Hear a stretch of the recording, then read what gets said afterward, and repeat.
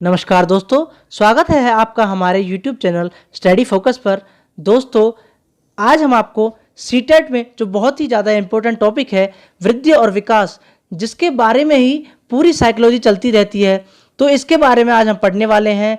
तो आज हम वृद्धि और विकास, ग्रोथ एंड डेवलपमेंट की जो अवधारणा है, कॉन्सेप्ट, सामान्य सिद्धांत, जनरल प्रिंसिपल और कारक जो इसको इफेक्ट करने वाले फैक्टर हैं, उनके बारे में पढ़ेंगे। तो दोस्तों ध्यान से सुनिएगा, हम शुरू करते हैं। दोस्तों, एक बच्चा जब अपनी माँ के गर्भ में होता है तब से ही उसके वृद्धि और विकास की जो प्रक्रिया होती है वो शुरू हो जाती है। गर्भावस्था से लेकर मृत्यु तक एक व्यक्ति के जीवन में जितने भी परिवर्तन आते हैं वो सभी उसके वृद्धि और विकास के परिणाम होते हैं। वृद्धि और विकास जो दोनों शब्द होते हैं, हम इन दोनों शब्दों को एक दूसरे के पर्यायवाची के रूप में प्रयोग कर लेते हैं। दोनों ही हमें यह बताते हैं कि गर्भ के समय से एक निश्चित समय तक इंसान के जीवन में क्या क्या परिवर्तन आता है, तो वह परिवर्तन वृद्धि और विकास ही कहलाता है। इंसान के शरीर या किसी अंग में कोई परिवर्तन होना वृद्धि कहलाता है। इससे तात्पर्य इंसान में भौतिक परिवर्तन होने से है। अगर इंसान में कोई भौतिक परिवर्तन होता है, जैसे उसकी हाइट बढ़ना, वजन बढ़ना, उसका कोई आकार बढ़ना, लंबाई बढ़ना, ऊंचाई बढ़ना, ये सभी भौतिक परिवर्तन इंसान में होते रहते हैं जो वृद्धि के अंतर्गत आते हैं। वहीं अगर इंसान के सभी पहलुओं में परिवर्तन होता है, सभी क्षेत्रों में, कुल मिलाकर इंसान में एक समय से लेकर एक निश्चित समय तक क्या क्या परिवर्तन आए, वे सभी परिवर्तन विकास कहलाते हैं। जैसे शारीरिक परिवर्तन होना, मानसिक परिवर्तन होना, सामाजिक परिवर्तन होना, संवेगात्मक परिवर्तन होना, नैतिक, भाषात्मक आदि सभी परिवर्तन जो इंसान में होते हैं वे सभी विकास के अंतर्गत आते हैं। इसमें देखा जाता है कि इंसान की कार्यकुशलता व उसकी कार्यक्षमता कितनी बढ़ती है, उसके कार्यक्षमता और कार्यकुशलता के परिवर्तन विकास के परिणाम होते हैं। आगे बढ़ते हैं, देखते हैं कि वृद्धि और विकास में अंतर क्या है, difference between growth and development. पहला पॉइंट लेते हैं, वृद्धि तादाद संबंधी परिणाम जैसे भार, आकार, ऊंचाई, लंबाई आदि। तो वृद्धि जो होती है उसमें भार में परिवर्तन होना, ऊंचाई, लंबाई आदि किसी जो क्वांटिटी में जो परिवर्तन होता है वह वृद्धि के अंतर्गत आता है। वहीं विकास में जो सभी तादाद या गुणात्मक, क्वांटिटी हो चाहे क्वालिटी हो, सभी परिवर्तन के जो परिणाम, कार्यकुशलता, कार्यक्षमता, व्यवहार में प्रगति, सभी विकास के अंतर्गत आते हैं। अगला पॉइंट, वृद्धि संपूर्ण विकास प्रक्रिया का एक चरण, एक भाग है। जो वृद्धि होती है वो विकास जब होता है तो बस उसका एक भाग ही होता है, जबकि विकास सभी परिवर्तनों की एक विस्तृत प्रक्रिया है, वृद्धि इसका एक भाग है। अगला पॉइंट, वृद्धि शरीर के किसी भी पहलू में परिवर्तन, शरीर के किसी भी पहलू में अगर कोई भी परिवर्तन होता है तो वह वृद्धि के अंतर्गत आता है। लेकिन विकास जो है वो किसी एक पहलू के परिवर्तन का परिणाम नहीं है, बल्कि इंसान में जो पूरा संपूर्ण परिवर्तन होता है वह विकास के अंतर्गत आता है। अगला पॉइंट, वृद्धि प्रक्रिया आजीवन नहीं चलती, परिपक्वता, मैच्योरिटी ग्रहण करने पर रुक जाती है। अक्सर हम देखते हैं कि जो बच्चों की हाइट बढ़ती है और उनका जो वजन बढ़ता है या उनका कोई लंबाई या आकार बढ़ता है तो वो उनके 18 साल, 20 साल, 21 साल की उम्र तक ही बढ़ता है, उसके बाद वो वहीं रुक जाता है। लेकिन जो विकास है वो जिंदगी भर होता है। बच्चे की कौन सी क्षमता किस उम्र में जाके बढ़ जाए कुछ नहीं पता, दिमाग कब तेज चलने लगे कुछ नहीं पता। तो यह विकास जो होता है वो हमेशा चलता रहता है, किसी न किसी क्षमता में बच्चे की विकास होता ही रहता है। वृद्धि के जो परिवर्तन होते हैं वो देखे और मापे जा सकते हैं। जैसे हाइट बढ़ती है तो बच्चे की पता चल जाता है कि इसकी वृद्धि हो रही है, लेकिन जो विकास के जो परिवर्तन होते हैं उनको देखा और मापा नहीं जा सकता, उनको विभिन्न तरीकों से उनका आकलन या निरीक्षण किया जा सकता है। जैसे बच्चे की कार्यक्षमता और कार्यकुशलता देखकर पता लगाया जा सकता है कि हाँ, इसकी बुद्धि का विकास हो रहा है। अगला पॉइंट है, वृद्धि के साथ विकास का होना आवश्यक नहीं। बिल्कुल सत्य है कि वृद्धि के साथ विकास का होना इसलिए आवश्यक नहीं है, जैसे अगर किसी इंसान का आकार बढ़ जाए, वो मोटा हो जाए, जरूरी नहीं वो किसी वजनदार चीज को उठा सके। आकार बढ़ने पर जरूरी नहीं कि उसकी बुद्धि भी उतनी बड़ी हो। इसी तरह विकास भी वृद्धि के बिना संभव है। जरूरी नहीं किसी बच्चे की हाइट बड़ी हो ना बड़ी हो, बेशक वह छोटा हो कद में, लेकिन उसका दिमाग बहुत तेज चलता है तो उसका विकास तो हो गया, बेशक उसकी वृद्धि नहीं हुई। तो ये पॉइंट इसको साबित करता है कि विकास भी वृद्धि के बिना संभव होता है। अब बात करते हैं वृद्धि और विकास की अवस्थाओं के बारे में। Stages of growth and development. जो पहली अवस्था है वह है गर्भावस्था। गर्भाधान से लेकर जन्म तक। एक बच्चा जब गर्भ में आता है और उसके जन्म तक की जो अवस्था होती है वह गर्भावस्था होती है। जो दूसरी अवस्था है शिशु काल या शैशव अवस्था। जब बच्चा जन्म ले लेता है उसके 3 वर्ष तक की आयु तक शिशु काल होता है। तीसरी अवस्था बाल्यावस्था। चौथे वर्ष के प्रारंभ से 12 वर्ष तक की आयु तक या फिर वीर्य की उत्पत्ति जब बच्चे में होने लगती है तब तक बाल्यावस्था होती है। बाल्यावस्था के 2 भाग हैं, पूर्व बाल्यावस्था और उत्तर बाल्यावस्था। जो पूर्व बाल्यकाल होता है वह चौथे वर्ष से लेकर 6 वर्ष की आयु तक होता है। उत्तर बाल्यकाल जो होता है वह 7वें वर्ष से लेकर 12 वर्ष की आयु तक होता है। फिर आती है चौथी अवस्था किशोर अवस्था। 13वें वर्ष से लेकर 19 वर्ष की आयु तक बच्चे की किशोर अवस्था होती है, जिसे हम टीनेज भी बोलते हैं।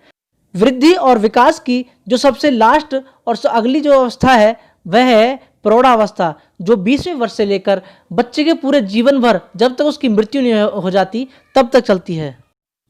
दोस्तों, आगे हम बात करते हैं वृद्धि एवं विकास के सामान्य सिद्धांतों की, general principles of growth and development. तो इसका जो पहला सिद्धांत है वह है निरंतरता का सिद्धांत। वृद्धि और विकास के बारे में जैसा कि हम पहले बात कर चुके हैं कि वृद्धि 18 वर्ष तक चलती है और विकास जीवन भर होता ही रहता है। तो निरंतरता का सिद्धांत यही बताता है कि वृद्धि और विकास 18 वर्ष तथा मृत्यु तक चलते ही रहते हैं, होते ही रहते हैं। अगला सिद्धांत है वृद्धि और विकास की दर एक सी नहीं रहती। तो यह सिद्धांत बताता है कि वृद्धि और विकास जरूरी नहीं है कि वो हमेशा एक से रहें। कभी बच्चे की उम्र बढ़ जाए तो जरूरी नहीं उसकी कार्य कुशलता और कार्य क्षमता का विकास भी हो, ऐसा ही हो। और जरूरी नहीं कि बच्चे की वृद्धि हो या ना हो तो उसमें उसकी कार्य क्षमता और कार्य कुशलता ही ना बढ़े। तो यह दर हमेशा एक सी नहीं रहती। यही सिद्धांत हमें यह बताता है। अगला सिद्धांत है व्यक्तिक अंतर का सिद्धांत।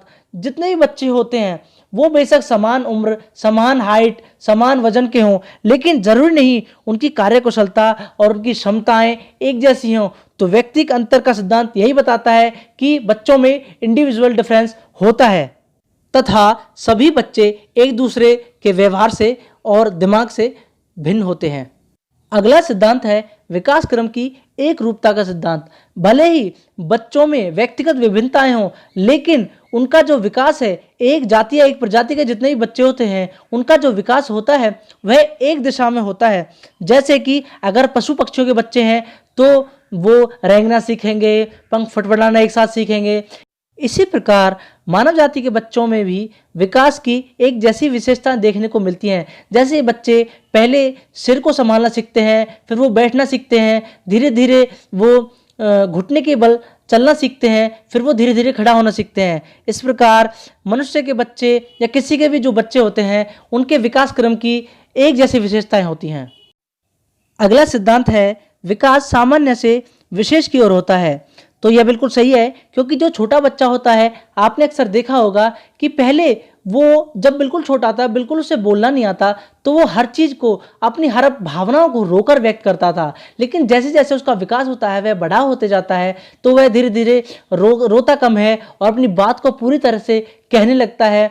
अब उसकी सामान्य क्रियाओं में विशिष्टता आने लगती है। जैसे वह छोटा होने पर किसी भी चीज़ को यदि उठाना चाहता है तो वह दोनों हाथों का इस्तेमाल करके उनकी हथेलियों से किसी चीज़ को उठाता है। लेकिन जैसे जैसे उसका विकास होता है फिर वो अपने एक हाथ की उंगलियों का इस्तेमाल करके भी उस चीज़ को उठा सकता है।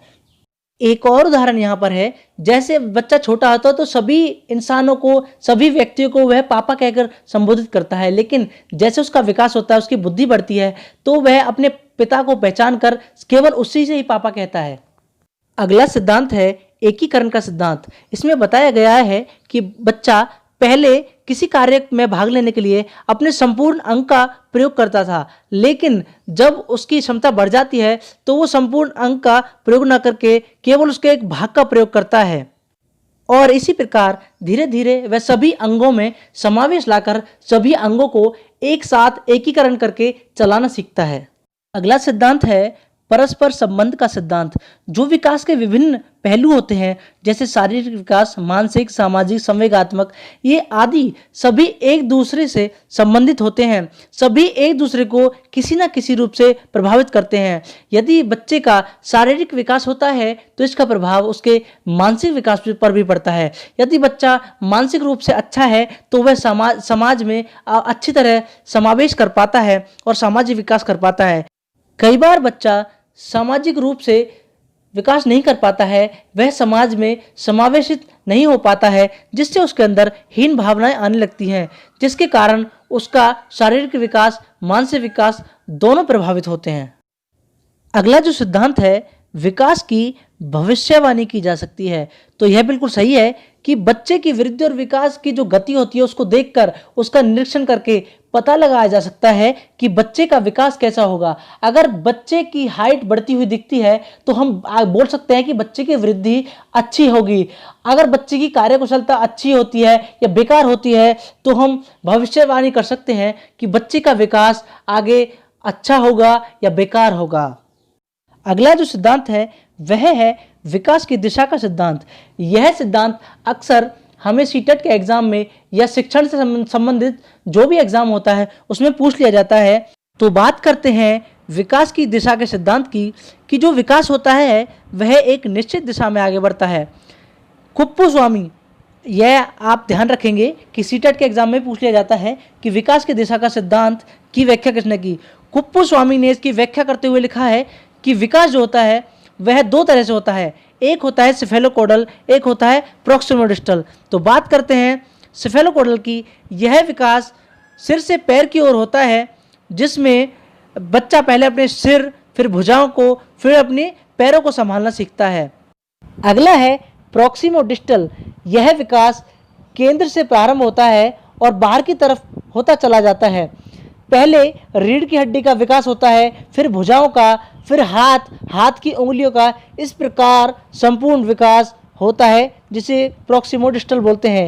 ये दोनों पॉइंट अधिकतर सीटेट में पूछे जाते हैं कि सिफेलोकोडल सिर से पैर की ओर और प्रॉक्सिमोडिस्टल केंद्र से बाहर की ओर। वृद्धि और विकास का जो अगला सिद्धांत है वह है कि विकास लंबवत ना होकर वर्तुलाकार होता है। Development is spiral and not linear. Means कि जो विकास होता है वो एक साथ ही नहीं हो जाता, कि अगर हमारी हाइट बढ़ रही है तो वो बढ़ती ही चली जाए एक ही उम्र में। इसलिए विकास जो होता है वो बहुत ही समय लगाता है, बहुत सारे वर्षों में एक ही चीज़ का विकास बड़े अच्छे तरीके से होता है। तो विकास अपने पीछे की जो चीज़ें हैं सभी को स्थायी करता है, सभी को परिपक्व बनाता हुआ चलता है। जैसे कि अगर हमारी 3-4 साल की उम्र में भाषा क्षमता बढ़ती है, अच्छी होती है, तो ज़रूरी नहीं कि हमारी भाषा हम एक साथ ही बहुत अच्छे वक्ता बन जाए। हमारी भाषा में सुधार होने में समय लगता है, धीरे धीरे हमारी भाषा में सुधार होता है। और ज़रूरी नहीं कि हमारे शरीर का जो आकार है या वजन है वो एक साथ ही बढ़ जाए, धीरे धीरे उसमें मैच्योरिटी आती है, परिपक्वता आती है। यही जो सिद्धांत है कहता है कि विकास लंबवत ना होकर वर्तुलाकार होता है, अपने सभी पहलुओं को पक्का करता हुआ जाता है, बिल्कुल पका कर जाता है, बिल्कुल मैच्योर करके जाता है। आप इस चित्र 5.1 में देख सकते हैं कि विकास का जो फिगर है वो किस तरह बना हुआ है, कि विकास किस तरह से स्पाइरल होकर चलता है। वृद्धि और विकास का जो अगला और अंतिम जो सिद्धांत है वह है वृद्धि और विकास की क्रिया वंशानुक्रम और वातावरण का संयुक्त परिणाम है। देखिए, बच्चे में जो भी विकास या वृद्धि होती है वह उसके वंशानुक्रम, मतलब उसके माता पिता के जो गुण होते हैं, जो जीन होते हैं, उनका बहुत ज़्यादा प्रभाव बच्चे के विकास पर होता है। और जो वातावरण होता है उसका भी बहुत ज़्यादा इफेक्ट बच्चे के विकास पर होता है। जैसे अगर माता पिता लंबे हैं तो बहुत ज़्यादा चांसेस होते हैं कि बच्चा भी लंबा हो। माता पिता गोरे या काले हैं तो बहुत ज़्यादा बच्चे पर ये इफेक्ट होता है कि बच्चा गोरा या काला हो। लेकिन अगर सामाजिक और कार्यकुशलताओं की बात देखी जाए तो बच्चा समाज में कैसा है, उसकी मानसिक बुद्धि कैसी है, ये माता पिता पर भी डिपेंड करती है और ये वातावरण में भी डिपेंड करता है कि वातावरण किस प्रकार का मिला है बच्चे का विकास करने के लिए। तो वंशानुक्रम और वातावरण बच्चे के विकास पर दोनों ही बराबर इफेक्ट करते हैं। चलिए दोस्तों, अब हम बात करते हैं वृद्धि और विकास को प्रभावित करने वाले कारकों की, factors influencing growth and development. दोस्तों, ये जो कारक होते हैं दो तरह के होते हैं, आंतरिक कारक और बाहरी कारक। आंतरिक कारक, जो पहला कारक है वंशानुगत कारक, ये वो कारक होते हैं जो माता पिता में होते हैं। ये फैक्टर्स जो माता पिता में जैसे जीन्स होते हैं वो बच्चे को के विकास को और वृद्धि को प्रभावित करते हैं।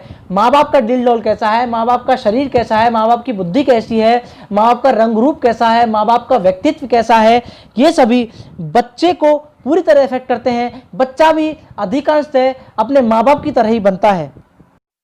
अगला पॉइंट है जैविक एवं संरचनात्मक कारक। बच्चे का जो बायोलॉजिकल स्ट्रक्चर है वो कैसा है, बच्चे की अंदर से बनावट कैसी है, बाहर से बनावट कैसी है, बच्चे की जो दिल डोल है, रंग रूप है, स्नायु संस्थान है, शरीर के जो अवयव हैं, शरीर का जो संस्थान है, जो स्ट्रक्चर ढांचा है, शरीर के अंदर कौन किस तरह के केमिकल हैं, जो उसकी ग्रंथियां हैं, अंदर जो नलिका हैं वो किस तरह से बहती हैं, ये सभी जो बच्चे की जैविक संरचनाएं हैं ये सभी बच्चे को उसके वृद्धि और विकास में प्रभावित करती हैं। अगला जो फैक्टर है वह है बुद्धि। तो बुद्धि जो बच्चे की होती है वह उसके वृद्धि और विकास को बहुत ज़्यादा प्रभावित करती है कि बच्चे की जिस तरह की बुद्धि रहेगी वह वातावरण में उसी तरह समायोजित कर पाएगा। कि बच्चे की अगर अच्छी बुद्धि है, बच्चा बुद्धिमान है, तो वह अपने संवेगों पर, अपने इंद्रियों पर काबू कर सकता है, बोलचाल का तरीका में सुधार कर सकता है, उसको बोलने चालने का तरीका पता होगा, रख रखाव, क्या खाना चाहिए, क्या पहनना चाहिए, जो सामाजिक नियम हैं उनका किस तरह से पालन करना है, यह सब बच्चा अपनी बुद्धि के अनुसार प्रयोग करता हुआ चलता है। तो बुद्धि उसके वृद्धि और विकास को बहुत ज़्यादा प्रभावित करती है। अगला जो फैक्टर है वह है संवेगात्मक कारक, इमोशनल फैक्टर। बच्चा इमोशनली कैसा है, बच्चा जैसा इमोशनली होगा उसका सामाजिक विकास, मानसिक, नैतिक और शारीरिक तथा भाषात्मक विकास वैसा ही होगा। अगर बच्चा ज़्यादा क्रोधी होगा या भयभीत रहता होगा, उसके अंदर ईर्ष्या होगी, उसके अंदर अगर नेगेटिव थॉट्स आएंगे तो उसका विकास अच्छा नहीं होगा। अगर बच्चा हमेशा सकारात्मक और पॉजिटिव थिंकिंग का होगा तो बच्चे का विकास, चहुमुखी विकास, चारों ओर से बहुत ही अच्छी तरह होगा। अगला और जो लास्ट फैक्टर है वह है सामाजिक कारक, सोशल नेचर। बच्चे का सोशल नेचर कैसा है, बच्चा समाज में किस तरह से अपने आप को समायोजित करता है, लोगों को लेकर उसका क्या व्यवहार है, उसकी भाषा कैसी है, उसका शारीरिक मानसिक विकास, संवेगात्मक विकास, भौतिक विकास, उसको समाज में किस तरह से प्रदर्शित करता है। अगर बच्चा, जैसे कि मान लीजिए शरीर में बच्चा बहुत हष्टपुष्ट है तो समाज में अच्छी तरह समायोजित कर पाता है। कई बार कुछ विकलांग बच्चे होते हैं वो समाज में अच्छी तरह से समायोजित नहीं हो पाते हैं, तो बच्चे की सामाजिक प्रवृत्ति बिगड़ जाती है। तो इस तरह से बच्चे की जो सामाजिक प्रकृति होती है वह उसके सभी जो विकास होते हैं सभी पहलुओं को प्रभावित करती है। अब बात करते हैं वृद्धि और विकास को प्रभावित करने वाले वो कारक जो बाहर से बच्चे को प्रभावित करते हैं। बाह्य कारक, एक्सटर्नल फैक्टर, बाहरी कारक जो बच्चे को प्रभावित करते हैं, जैसे माँ के गर्भ में मिलने वाला जो वातावरण होता है वो कैसा है। पहला पॉइंट है गर्भावस्था के दौरान माँ का शारीरिक और मानसिक स्वास्थ्य। तो ये सब चीज़ कैसी है, अगर माँ का जो शारीरिक स्वास्थ्य है वो अच्छा होता है तो बच्चा भी हष्टपुष्ट होगा। अगर माँ के दिमाग पर कोई बर्डन नहीं है, कोई चिंता नहीं है, तो बच्चे का जो मानसिक स्तर होता है वो भी अच्छा होता है। अगर माँ को कोई बीमारियाँ होती है, कोई शारीरिक तनाव है या कोई बीमारियाँ हैं, तो बच्चा भी बीमारियों के साथ ही पैदा होता है। अगला पॉइंट है माँ के गर्भ में पलने वाले बच्चों की संख्या। तो अगर माँ के गर्भ में एक ही बच्चा है तो उसको बहुत अच्छी तरह से पोषण मिल सकता है, लेकिन अगर एक से ज़्यादा संख्या माँ के गर्भ में बच्चे हैं तो फिर उनको जो पोषण है वो उनमें बढ़ जाता है, तो बच्चों का पोषण भी पूरी तरह उनको नहीं मिल पाता है। इससे उनके वृद्धि और विकास पर भी बहुत ज़्यादा इफेक्ट पड़ता है। अगला पॉइंट है किसी एक्सरे तथा रेडिएशन, रेडियोधर्मिता, क्षतिकारक किरणों तथा वायु प्रदूषण आदि का घातक प्रभाव। ये सभी चीज़ें अगर माँ को कोई समस्या दे जाती हैं तो बच्चे पर भी इनका बहुत ज़्यादा प्रभाव पड़ता है। वायु प्रदूषण अगर माँ को कोई नुकसान पहुँचाता है, कोई क्षति माँ को वायु प्रदूषण से पहुँचती है तो उसके गर्भ में पल रहा जो बच्चा है उस पर भी वह बहुत ज़्यादा प्रभाव पड़ता है। तो वृद्धि और विकास इस चीज़ से बहुत ज़्यादा प्रभावित होते हैं। अगला पॉइंट है सामान्य अथवा असामान्य जन्म प्रक्रिया। जब कोई बच्चा पैदा होता है, यदि वह सामान्य पैदा होता है तो उसको कोई समस्या नहीं आती, बच्चे का वृद्धि और विकास बहुत सामान्य तरीके से चलेगा। यदि बच्चे का जन्म असामान्य तरीके से होता है, जैसे बच्चा सिजेरियन है, अगर ऑपरेशन वगैरह करके बच्चे का जन्म होता है तो इसका फर्क भी उसके वृद्धि और विकास पर पड़ेगा। अगला पॉइंट है बालक को गर्भाशय में प्राप्त कोई चोट अथवा दुर्घटना संबंधी दुष्परिणाम। जब बच्चा माँ के पेट में होता है, यदि माँ को उस समय कोई चोट वगैरह लग जाती है, वह अगर गर्भ में कोई चोट वगैरह लग जाती है तो उससे बच्चा शारीरिक या मानसिक रूप से प्रभावित हो सकता है। इसके नुकसान आगे बच्चे को भुगतने पड़ सकते हैं, जिसका उसके वृद्धि और विकास पर बहुत प्रभाव पड़ेगा। अब बात करते हैं जन्म के बाद मिलने वाला वातावरण जो बच्चे की वृद्धि और विकास को प्रभावित करता है। पहला पॉइंट है जीवन की घटनाएं व दुर्घटनाएं। जब बच्चा जन्म ले लेता है उसके बाद उसके जीवन में जितनी भी घटनाएं होती हैं, घटती हैं, वो सभी उसके वृद्धि और विकास को प्रभावित करती हैं। जैसे कि अगर बच्चे के साथ कोई एक्सीडेंट हो गया या फिर उसके साथ कोई दुर्घटना हो गई तो वो भी उसके शारीरिक और मानसिक विकास को प्रभावित करेगी। यदि बच्चे के जीवन में उसके किसी रिश्तेदार या परिवार में कोई ऐसी घटना हो गई जो बच्चे के दिमाग पर असर करे तो यह भी उसके विकास को बहुत ज़्यादा प्रभावित करेंगी। जैसे कि उसके माँ बाप का तलाक ले लेना, माँ बाप का अलग हो जाना, परिवार की स्थितियाँ सभी। दूसरी ओर यदि बच्चे के सामने कोई ऐसी छोटी सी भी अगर प्रेरणादायक घटना घट जाती है तो बच्चा वहाँ से प्रेरित होकर अपने जीवन में बहुत सारी सफलताएं हासिल कर सकता है। अगला पॉइंट है शारीरिक स्वास्थ्य एवं पोषण से जुड़ा हुआ भौतिक वातावरण। किसी भी व्यक्ति को उसका जो भौतिक वातावरण मिलता है वह उसके शारीरिक स्वास्थ्य, मानसिक स्वास्थ्य सभी को प्रभावित करता है। उसका जो पोषण होता है वो किस तरह का होता है, वह समाज में किस तरह से समायोजित हो पाता है, वहाँ की जलवायु कैसी है, प्रदूषण तो नहीं है, स्वच्छ स्थल, जल या फिर जो खाना होता है वो कितना पौष्टिक है, संतुलित भोजन है या नहीं, ये सभी भौतिक सुविधाएं बच्चे को बहुत ज़्यादा प्रभावित करती हैं।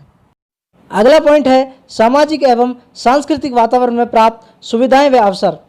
बच्चे को सामाजिक वातावरण या सांस्कृतिक वातावरण की सुविधाएं या अवसर किस तरह से मिले हैं, ये सभी बच्चे के जो वृद्धि और विकास है उसको बहुत प्रभावित करते हैं। बालक के माँ बाप तथा परिवार द्वारा की जाने वाली देखभाल, इसका भी उसके वृद्धि और विकास पर बहुत ज़्यादा प्रभाव पड़ेगा कि बच्चे की देखभाल किस तरह से की जा रही है, बच्चे को अनदेखा किया जा रहा है या फिर उसको बहुत ज़्यादा लाड़ प्यार दिया जा रहा है, यह बच्चे को बहुत ज़्यादा प्रभावित करता है। माँ बाप की आर्थिक स्थिति कैसी है, परिवार की आर्थिक और सामाजिक स्थिति कैसी है, यह भी बच्चे पर बहुत ज़्यादा प्रभाव डालती है। अगर परिवार बहुत ज़्यादा गरीब है तो बच्चे का पालन पोषण बड़ी मुश्किल से हो पाता है। परिवार को समाज में अनदेखा किया जाता है तो बच्चे की भी सामाजिक स्थिति खराब रहती है। अगर परिवार अमीर है तो बच्चे का पालन पोषण बहुत अच्छी प्रकार से हो सकता है, अच्छे स्कूल में से भेजा जा सकता है। समाज में अगर बच्चे के परिवार को बहुत अच्छी निगाह से देखा जाता है तो बच्चे के मन में भी समाज के प्रति और अच्छा व्यवहार बनेगा। पास पड़ोस व मोहल्ले का वातावरण कैसा है, मोहल्ला बच्चे का सबसे ज़्यादा डिपेंड करता है वातावरण जो साइड में बच्चे के घर के साइड में होता है। बच्चे का आस पड़ोस किस प्रकार का है, साफ सफाई रहती है, गंदगी रहती है, लोग कैसे हैं, यह सभी बच्चे के वृद्धि और विकास को बहुत प्रभावित करते हैं। अगला पॉइंट है विद्यालय तथा उसके बाद में मिलने वाली शिक्षा का स्तर व उसका वातावरण। विद्यालय में बच्चे को कैसी शिक्षा मिलती है, शिक्षा का स्तर कैसा है तथा वहाँ के उसके सहपाठी कैसे हैं, उसका विद्यालय का वातावरण कैसा है, उसका व्यवहार उसी प्रकार उनमें ढल जाएगा और वे उसके वृद्धि और विकास को प्रभावित करेगा। उपलब्ध सामाजिक एवं सांस्कृतिक वातावरण का स्तर व सुविधाएं। बच्चे का जो सामाजिक और सांस्कृतिक वातावरण वह कैसा है, बच्चे का जो सांस्कृतिक वातावरण की संस्कृति में उस बच्चे को क्या क्या सिखाया जाता है। जैसे पाश्चात्य संस्कृति अलग है, हमारी जो हिंदुस्तानी संस्कृति है, भारतीय संस्कृति है वह अलग है। तो जैसे हमारे बच्चों में और विदेशी बच्चों में फ़र्क होते हैं, इसके बारे में बात की गई है। जैसा समाज होता है वैसा ही बच्चा होता है। अगला पॉइंट है बालक तथा उसके परिवार को उसकी जाति, धर्म, प्रांतीय तथा नागरिकता के आधार पर समाज में मिलने वाला व्यवहार। तो यह बहुत ज़्यादा बच्चे को प्रभावित करता है, उसके वृद्धि और विकास इससे बहुत ज़्यादा प्रभावित होते हैं कि उसकी जाति और धर्म क्या है, वह कौन सी जगह पर रहता है। जैसे बहुत जगह पे ऐसा है कि जातिगत भेदभाव होते हैं, धार्मिक भेदभाव होते हैं, तो यह उनके बच्चों पर भी बहुत ज़्यादा प्रभाव डालते हैं। बच्चों की जो रहने की जगह है वह रेगिस्तानी इलाके में रहता है, पहाड़ी इलाके में रहता है, उसका पालन पोषण भी उसी प्रकार होता है और यह उसके वृद्धि विकास पर बहुत ज़्यादा प्रभाव डालते हैं। अगला पॉइंट है विभिन्न शैक्षणिक तथा व्यावसायिक अवसर व सुविधाएं। अगर बच्चे को शिक्षा ही ना मिले तो वह अनपढ़ रह जाएगा। अगर बच्चे को बहुत अच्छी शिक्षा मिल जाती है तो और अवसर मिल जाते हैं तो भविष्य में वह बहुत ज़्यादा उन्नति कर सकता है। तो यह भी उसके वृद्धि और विकास पर प्रभाव डालते हैं। मनोरंजन तथा रुचियों के पोषण के लिए मिलने वाली सुविधाएं, यह बहुत ज़्यादा बच्चे के वृद्धि और विकास को प्रभावित करता है। बच्चे की रुचि जैसी होंगी उन पर किस तरह से ध्यान दिया जा रहा है या फिर बच्चों की रुचियों को दबाया जा रहा है, यह बहुत ज़्यादा उन पर प्रभाव डालता है। अगर बच्चों को मनोरंजन के पूरे साधन दिए जाएं और उनकी रुचियों का पूरा ध्यान दिया जाए तो बच्चे अपनी रुचियों के आधार पर ही वृद्धि और विकास करते हैं। अगला पॉइंट है समाज तथा राष्ट्र या स्थान का सम्मान तथा वहाँ का कानून व शासन का स्वरूप। तो समाज कैसा है या जिस राष्ट्र में जिस देश में वो रहता है वहाँ की कानून व्यवस्था कैसी है, उसका सम्मान क्या है, लोग अपनी कानून व्यवस्था अपने राष्ट्र के प्रति कैसी भावनाएं रखते हैं, बच्चे के वृद्धि और विकास पर यह भी बहुत ज़्यादा प्रभाव डालते हैं। तो दोस्तों इस प्रकार हमारा ग्रोथ एंड डेवलपमेंट वृद्धि और विकास का जो चैप्टर है, जो सीटेट के सभी टॉपिक हैं वृद्धि और विकास के, वे सभी इस वीडियो में कंप्लीट हो जाते हैं।